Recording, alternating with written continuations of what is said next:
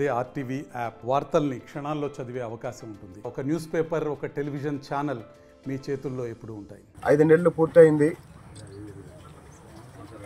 కొత్త ప్రభుత్వం ఏర్పడ్డ తర్వాత గత ప్రభుత్వ కాలంలో జరిగిన అనేక రకాల తప్పుల్ని సరిదిద్దుకుంటూ, అనేక రకాలుగా జరిగిన నష్టాలని పూడ్చుకుంటూ, ఒక పక్క రాజధాని పునర్నిర్మాణంతో ప్రారంభించి అభివృద్ధిని ముందుకు తీసుకెళ్తూ, మరో పక్క పెన్షన్ని ఒకేసారి 1000 రూపాయలు పెంచి 4000 రూపాయలు పెన్షన్ ఇస్తూ సంక్షేమాన్ని కూడా ముందుకు తీసుకెళ్తున్న ఈ సమయంలో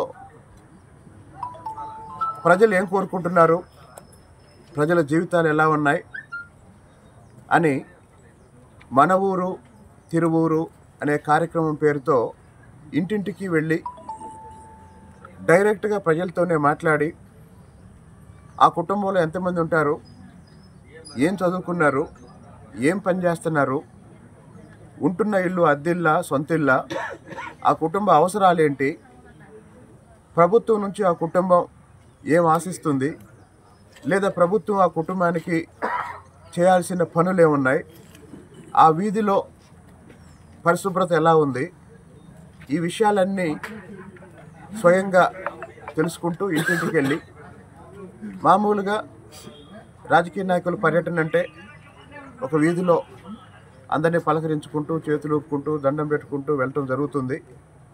ఎందుకు అంటే ప్రతి ఒక్కరిని ఆగి ఇంటింటికి వెళ్ళి పలకరించేంత సమయం ఉండదని.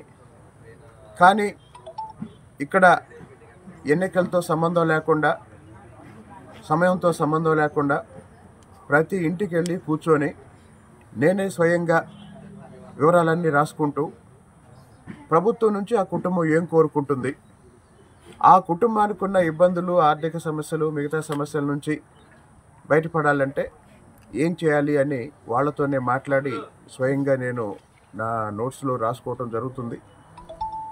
తిరువూరు పట్టణంలోనూ, తిరువూరు నియోజకవర్గంలోనూ రాబోయే రోజుల్లో ప్రతి ఇంటికి ఇలానే వెళ్తాను.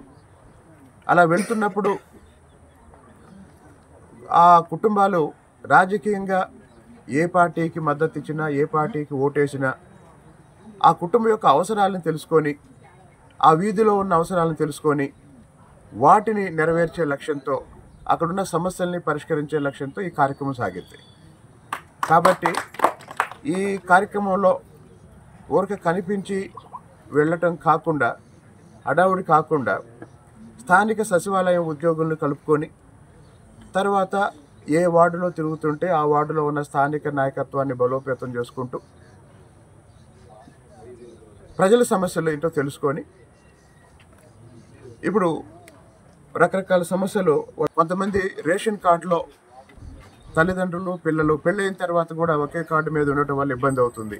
అట్లాంటి వాళ్ళని సపరేట్ చేయటం, వాళ్ళకి మళ్ళీ ప్రత్యేకంగా రేషన్ కార్డు ఇవ్వటం, పెన్షన్కి అర్హత ఉండి రాని వాళ్ళ పేర్లు రాసుకుంటున్నాం.